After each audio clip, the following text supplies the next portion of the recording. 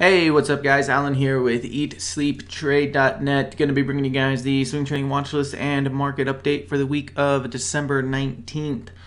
The Feds did decide to raise interest rates. So is the market in danger? Everybody's been saying that if interest rates get raised, that the market is going to crash and we are going to be screwed.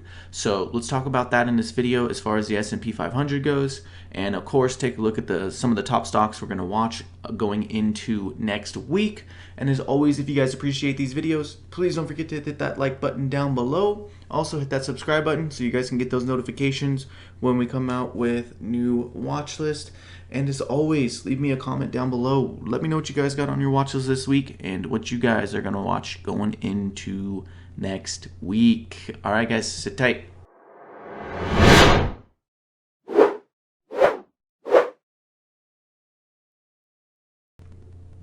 All right, so first up, let's go ahead and take a look at the S&P 500. We mentioned a while back how we've reclaimed our trend. We've got that 20-day cross above the 50 and now is trending in that upward direction, confirming that stronger type trend. So there's a couple things that we got to look for. Right now, last week, the market was just kind of consolidating, pulling back in a little bit of an uncertainty. But there's one thing that did not happen, and that was a market crash. So that doesn't necessarily mean that we're in the clear, but at this point in time, the market crash should be, kind of put behind us and ignored for a minute. And there's a couple other things that we can watch for that will maybe give us some hints if some type of crash or large correction is ahead of us. The first thing is that 20-day moving average, which is now lined up right with our uptrend line. So if those two areas are going to hold up right around 2220, 2230, that's going to be a sign of strength as that support comes in and buyers step up. So that's a key area to watch. Right now we're consolidating nicely, also creating a nice little flag, you could even say. So this may need to consolidate a little bit down farther, may run into that 20-day moving average in our trend line before we start breaking out to the top side of this consolidation. But that's what we're going to be watching. Watch this consolidation, look for buyers to step in. If you see volume and buying pressure coming up and the market starts getting back above these prior highs around 2277, just below 2280, then that's going to show significant strength. So right now, we are not really going in any general direction as of last week. It was just kind of a pullback, consolidate, a little bit of uncertainty, not a lot of selling, not a lot of buying. So let's keep an eye on that into next week and see how this Fed rate hike overall will affect the markets. I think we still got another week or two of solid momentum before we start to maybe see that larger set correction coming into the new year of 2017.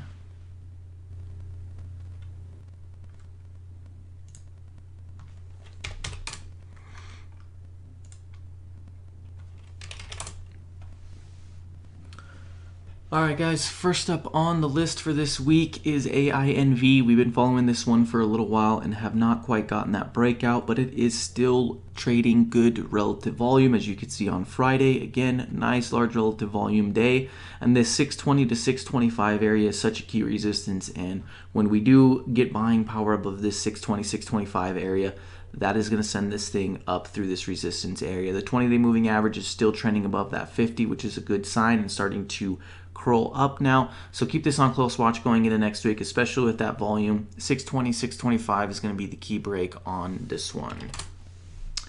Let's take a look at HK. And I just like this one because it's putting in a nice little wedge kind of down off this bottom. It still possibly has some work to go, and it could just be setting up for another breakout. But I'm going to watch this wedge as we consolidate. We're near support area here. You've got relative volume coming in. You had some nice relative volume a little bit back off the bottom that pushed the chart up to this 1080, just under 11 bucks, or right around 11 bucks. And then, so we're just consolidating under that. So keep this on watch. See if we get to move back up towards 10 and some volume coming in on that one. Let's take a look at INVN. We had this one on watch a while back as well. Was looking for kind of a breakout of this consolidation as we held this $7 support area. We're a little bit early on it. Didn't really get any type of trade on or anything like that. It's remained on our watch list and popped up again this week because it has that high relative volume. Huge breakout over that initial 870 area. now it's consolidating. It's holding up here around 1080. So if it wants to hold up at this higher level, that'll give time for it to consolidate and then more buyers to step in so we can start breaking up towards that $11 area. Is that going to happen? Of course, we don't know. But after a nice big relative volume breakout like that, this is definitely worth watching because it's holding up. Didn't crash right back down, returning back to under 870, back down towards 7. So let it flag out here, see if we hold up, look for that move coming out and a move up over 11. Let's take a look at NXTM. Another one we've had on watch list for a while, looking for this 26 breakout and have a couple false signals here, a couple moves that came up to 26.77, 26.50s. So those are going to be key areas of resistance as well, but we do have a higher swing low coming in compared to our prior low here that just broke below that support area, and we're going to be looking for a move up above that 26 to 26.50 area, your 20-day moving average, of course above your 50. This is a long-term trending chart that's been trading sideways for 3 or 4 months, so this is something that could be ready to start continuing that uptrend and making a move up and over that 26.50 area. Let's take a look at NYRT. So this is going to go into a financial sector, which is a pretty strong sector right now. And what I mostly like about this chart is the candle formation and relative volume. So you could see the inverted hammer candle that we had right here just a couple of weeks ago, and the stock made a nice move up to 10 bucks, pulled back again to our 50-day moving average. Good buying volume, and another inverted hammer candle again on Friday. So keep a close watch on this. This gives you a good risk reward as we're going to open up right around 960, 970, and you're risking, the prior day low just under 950, 955. Next, let's take a look at OCLR. All right, guys, OCLR been on our radar for quite a while. And made some good trades on it, and it's still going right now. You can see this nice wedge that it's forming out. Tried to get long on the 13th, got stopped out below 830 was the risk. We ended up going 797, and the next day, it turned around and looked like it was going to head higher, so I ended up getting long again. And it's just an example of how you're not always going to be right the perfect time. Your entries are not always going to be perfect. You might be a little early, you might be a little late. But especially if you're a little early and the chart still holds up with what your initial idea was, you don't have to run away from the chart. Keep it on watch and look for another entry, because what you thought happened probably will happen. You're probably just a little bit early. So don't take it off watch. We'll see if we get continuation. I mean, this was a pretty strong gap and huge volume that came in on Friday, testing up towards almost 950. So we'll see if we do get a continuation or a gap up on Monday. I think we easily test up to 10.25 on this chart before we pull back. If not, a pullback towards this 875 area is okay with me. I've already locked half right above 9 bucks just in case we do get that market rollover. Everything's kind of uncertain right now of whether the market's going to continue higher or sell off a little bit. So I scaled out with locking in a smaller profit than what I normally would, but you have to compare it to the overall market conditions. The market is saying, hey, we might be going lower. So if you're in a stock that breaks out and it doesn't go as high as you wanted it to go, there's no reason not to take some of those profits and keep yourself safe.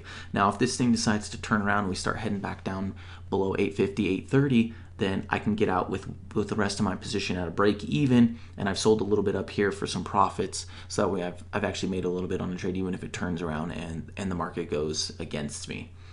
So that's pretty much my thought with OCLR right there, and it's going to be one of my top watches into next week with that big volume that I traded on Friday.